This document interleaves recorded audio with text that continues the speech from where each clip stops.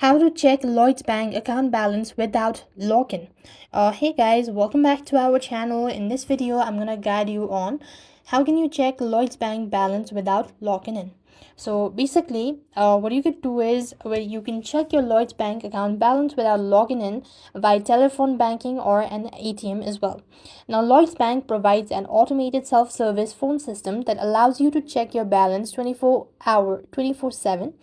So what you want to do is just call the person banking number on a toll-free number. So I'm going to provide you that number. So you just want to go ahead and type in your Lloyds Bank balance check. Here you'll be able to find the number. You could just simply contact in a toll-free number and follow the automated prompt to access your account details. You will need to provide identity verification details such as your account number, short code, or debit card number, and potential characters from your memorable information on your or your date of birth as well. After which, if you don't want to follow these lengthy steps, you could also use ATM.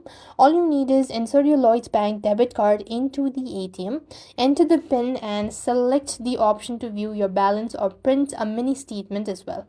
And that's when you're going to check your Lloyds Bank account balance without a login in. I hope your video was helpful. Make sure to like, share, and subscribe. Thank you for watching. See you in the next video.